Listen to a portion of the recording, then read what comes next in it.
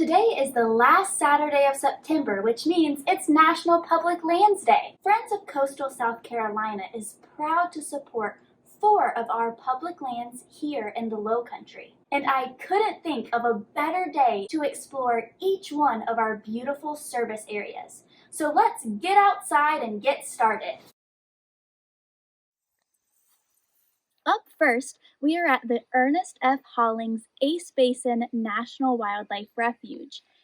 ACE stands for the rivers that create this protected estuary system, the Ashepoo, Combahee, and Edisto rivers.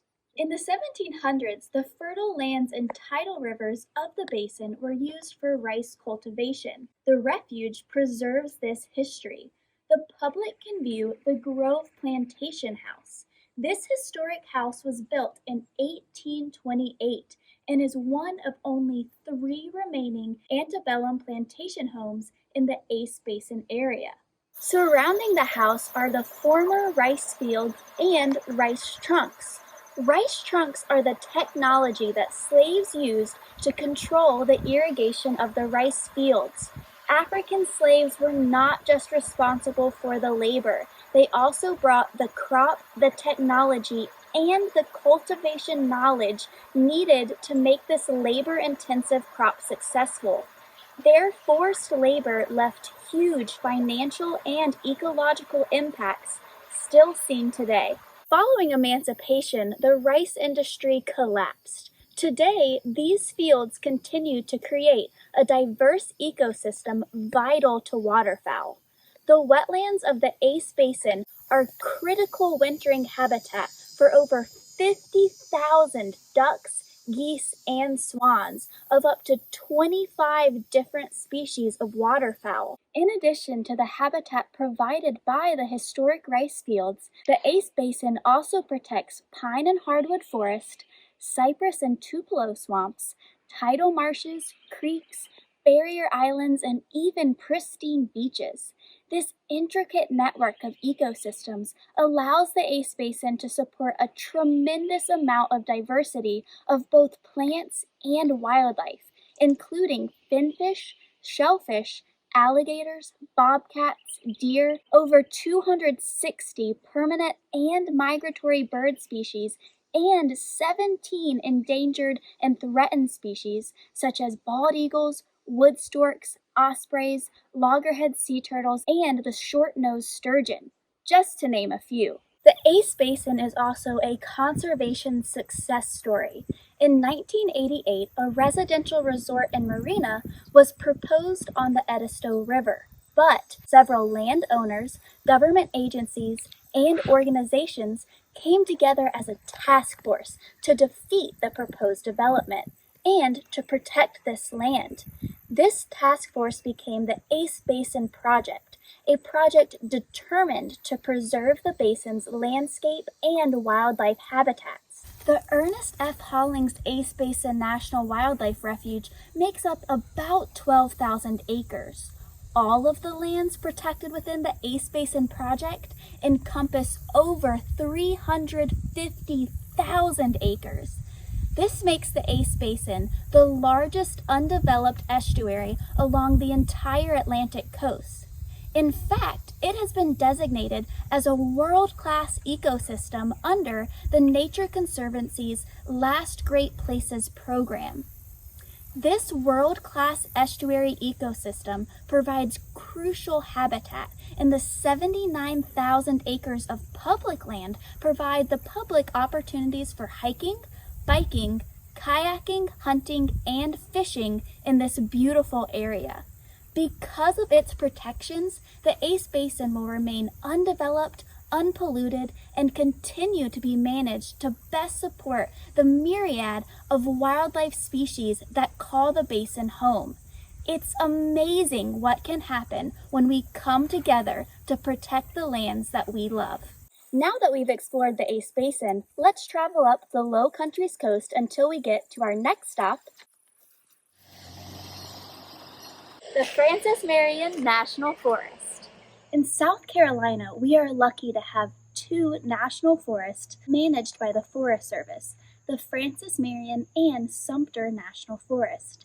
These forests spread across 4 districts in South Carolina, from the Appalachian foothills all the way down to our coastal forests here in the Lowcountry. The Francis Marion is a forest that is steeped in history.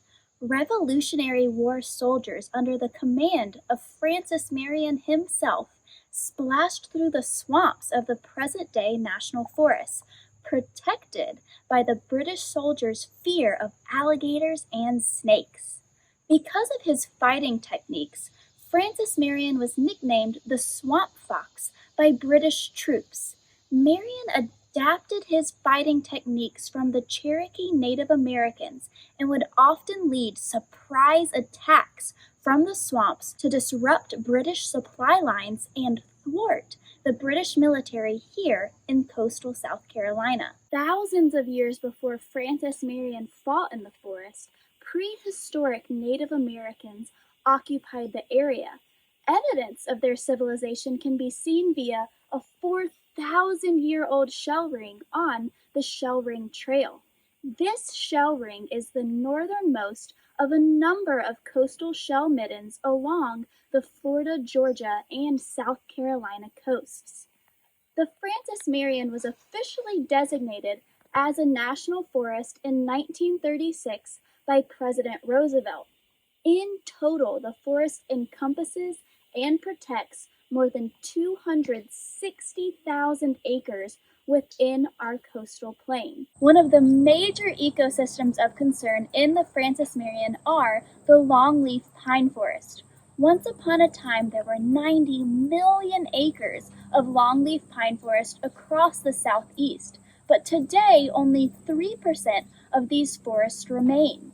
The Francis Marion has promoted significant restoration efforts for its longleaf pine ecosystems.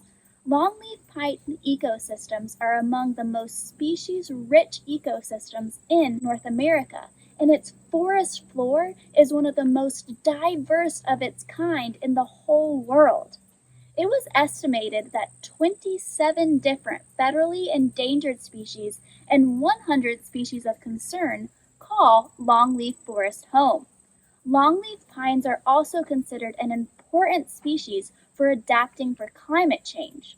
Longleaf pines are believed to be better suited for more variable climate conditions than other pine species commonly found in the southeast today. The forest also supports over 1,600 species of plants, some of which are rare or even endangered. Some of the most spectacular are the 32 different species of orchids and 12 carnivorous plant species like trumpet pitcher plants that call the forest home. 4 areas in the Francis Marion National Forest are designated wilderness. Wilderness areas are the most protected public lands in America. Managed with restraint, they are intended to be truly wild, self-willed lands. In the Francis Marion, you can experience the wilderness by paddling Waccamaw Creek. It is an incredibly peaceful blackwater creek with cypress trees aged over 100 years and host to alligators and many beautiful, sometimes rare, bird species. The Francis Marion is not just important to the tremendous amount of wildlife it houses. It is also managed for watershed protection and improvement, timber production, and recreation. The mission of the National Forest is to sustain the health, diversity, and productivity of the nation's forests and grasslands to meet the needs of present and future generations. We don't need to travel very far for our next stop. Right next door to the Francis Marion National Forest is Cape Romain National Wildlife Refuge. Cape Romain National Wildlife Refuge is the longest contiguous stretch of protected coastline on the entire Atlantic. Cape Romain encompasses over 66,000 acres of intricate coastal waterways, maritime forests, barrier islands, salt marshes, fresh and brackish water impoundments, tidal creeks, and long sandy beaches. Over 29,000 acres of this refuge is designated as Class 1 wilderness, meaning that it has some of the highest air and water quality in the country. From the Siwi Native Americans to pirates and a Confederate tower to a pair of 19th century lighthouses, history runs throughout Cape Romain's maze of tidal creeks, marshes, and barrier islands. Cape Romain also boasts an extensive array of wildlife, including 293 different species of birds. It was for this reason that Cape Romain was established as a national wildlife refuge for migratory birds in 1932. In addition to wintering grounds and migratory layovers, Cape Romain also provides nesting habitat for 8 seabird and 3 shorebird species. In addition to birds, aiding the recovery of the threatened loggerhead sea turtle is one of the refuge's highest priorities. Although Cape Romain only has 10% of the suitable nesting beaches in South Carolina, 35% of all the state's loggerhead nests are laid on the refuge. This makes Cape Romain the most important breeding grounds for loggerheads anywhere north of Florida. The refuge is also a part of the Red Wolf Reintroduction Program. Red wolves are a critically endangered species with less than 20 wolves remaining in the wild. The public can view and learn about these gorgeous animals at the Siwi Visitor Center. The center has served as a captive breeding facility and currently houses 3 of the last remaining 300 red wolves in the entire world. Cape Romain has 4 barrier islands, with Bull's Island being the largest and one of the best places to explore. This beautiful undeveloped island is teeming with wildlife, as it has an unprecedented number of ecosystems all together. You can find salt marsh, maritime forest, freshwater wetland, and beach, all within just a few miles. Bull's Island is also home to the incredible Boneyard Beach. Here, the maritime forest is in a constant battle with erosion caused by the incoming surf. Evidence of this is seen via the graveyard of hundreds of sun-bleached oaks, cedars, and pines. It's not just wildlife that depends on the resources that Cape Romain protects. The refuge also helps protect our economy and food supply. Cape Romain protects the entire Bulls Bay region, which is vital to the shellfish and the finfish industry.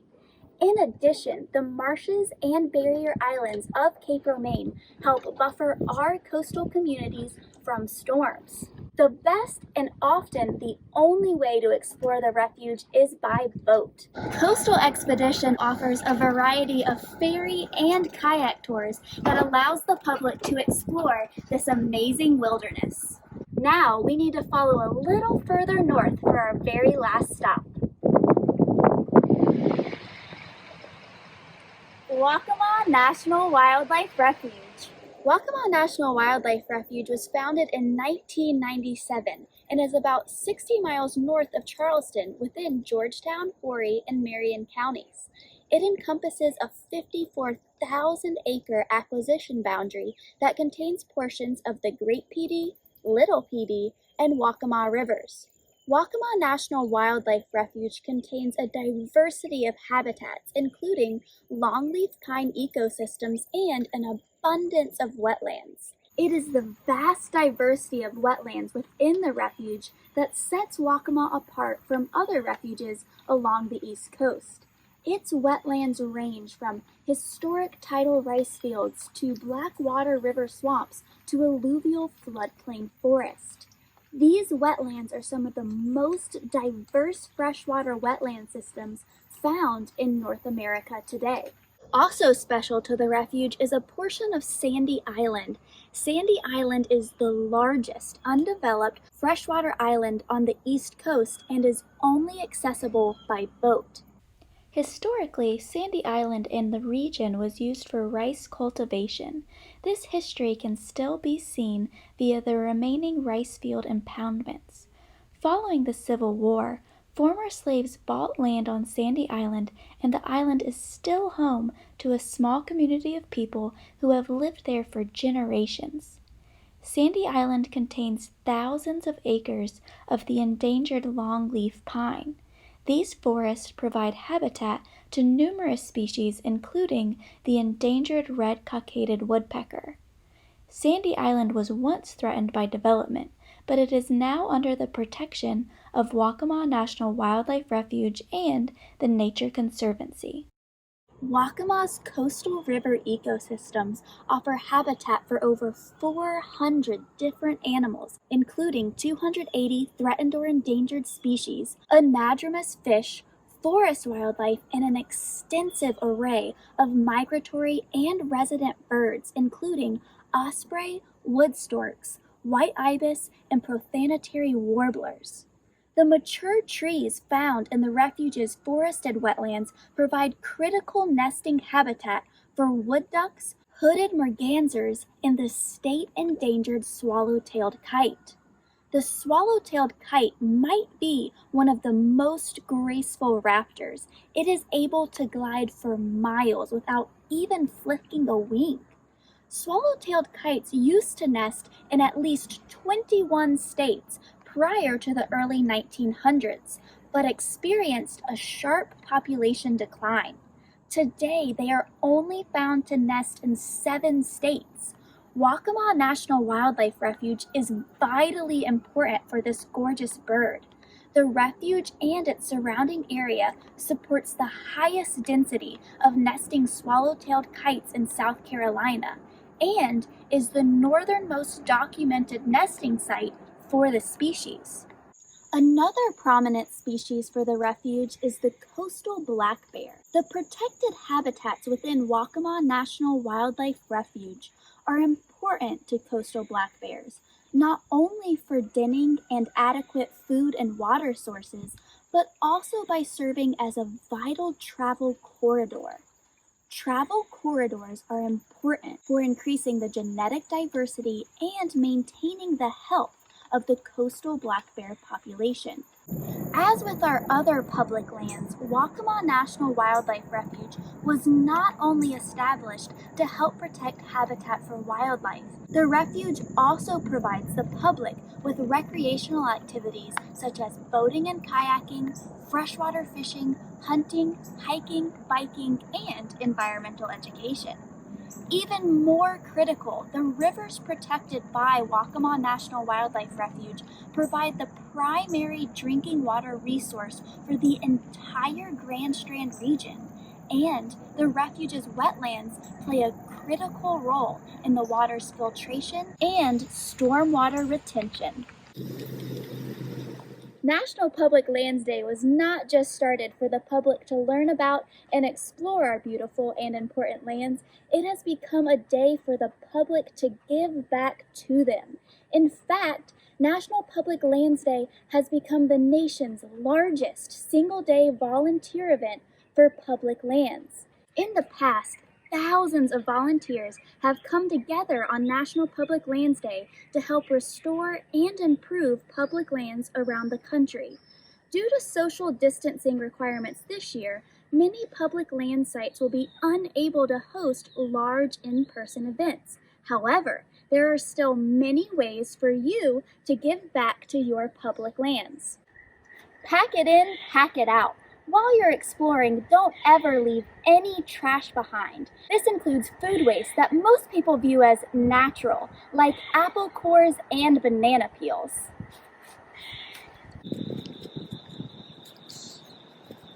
Garbage and food waste can harm the environment and wildlife. Even little pieces of trash like straws and gum wrappers add up and can become major problems for the natural ecosystem. If it doesn't belong in the ecosystem, don't leave it behind.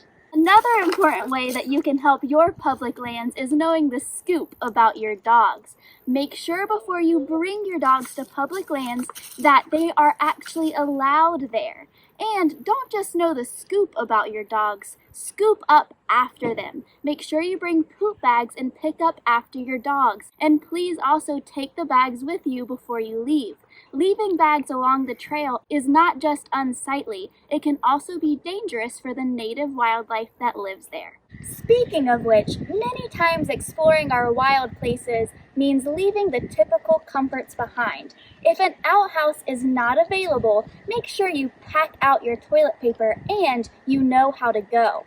Proper disposal of human waste keeps our waterways clean and reduces the spread of disease. If you want to show some extra love for your public lands, go explore a new trail or a park with a trash bag and some gloves. You can pick up trash along the way and leave it even better than you found it.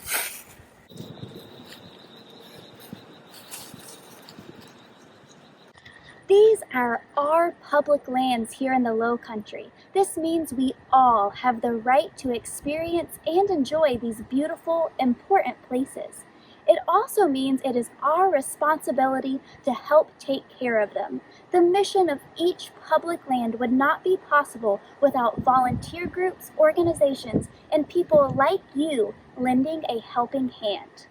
Thank you for exploring the Lowcountry's public lands with Friends of Coastal South Carolina today. I hope you all have time to celebrate National Public Lands Day by getting out to explore any one of your public lands and maybe by even giving back to these lands that provide so much for us and our ecosystems. Stay wild!